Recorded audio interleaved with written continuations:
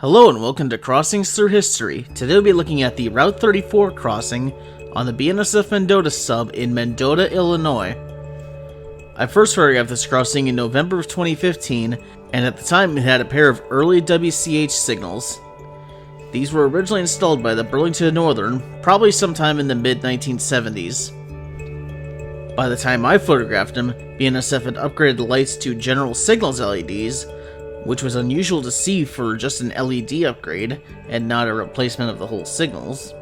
The original mechanical bells were also replaced with GS Type 2E bells by this point, and the primary gates had received the newer gate striping by this point as well. The original crossbucks and track signs had also been replaced. Despite all these changes, the signals still looked relatively the same as they were originally installed in the 1970s. Both signals still retained their original WCH gate mechanisms, with the full Western Cullen Hayes ink spelled out. The Mendota Sub is one of the few lines I have seen with a large number of these early WCH gate mechanisms.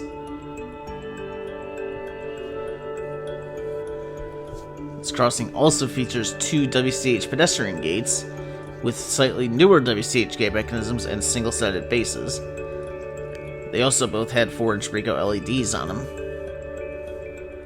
The DOT number for this crossing is 079643S, and since 1975 this crossing has seen 5 accidents occur at it. This crossing had 3 tracks going over it at the time, with the 2 mainline tracks of the Mendota Sub, plus a side track. This side track is actually part of the old IC mainline from Centralia to Freeport. By this point, the track had mainly been used as a connection track between the main line and the museum equipment that was sitting north of this crossing.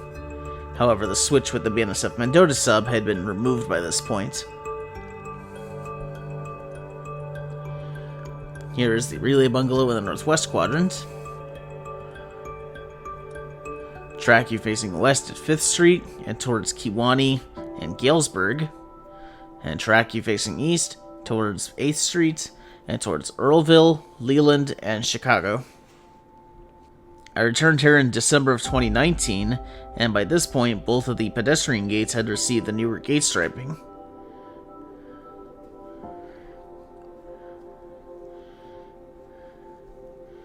Not much else had changed with the primary signals by this point. However, big changes were on the way. As you can see, a new bungalow was sitting off to the side behind the current relay bungalow.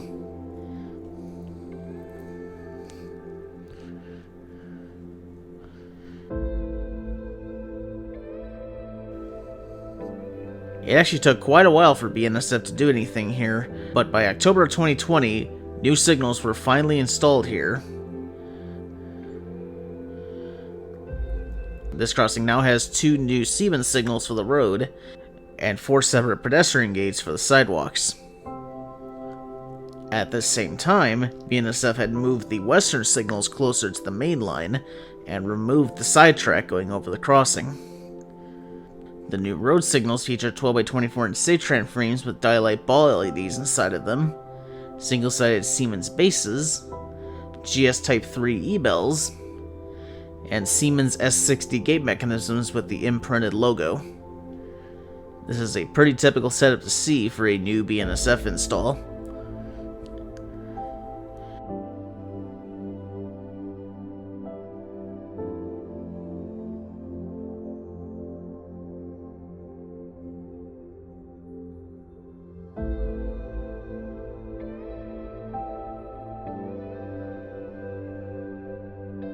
As far as the pedestrian gates, they all have single-sided Siemens bases, as well as Siemens S60s with the imprinted logo, and a 4-inch Ricoh LED.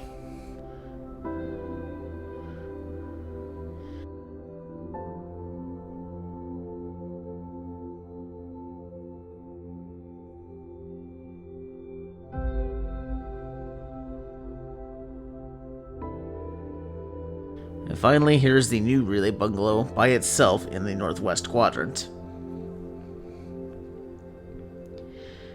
And this concludes this look at Route 34. Thank you for watching, and if you'd like to see these pictures in full resolution, click the link in the description for the page for this crossing on Mike's Crossing website.